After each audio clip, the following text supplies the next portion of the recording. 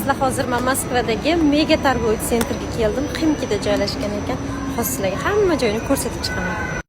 Bu ikkinchi etajdan ko'rinishi. Hamma ovqatlanyapti. Har xil magazinlar bor, aylanib yurishibdi. Ikkinchi etajda shunaqa detskiy zonasi bor ekan.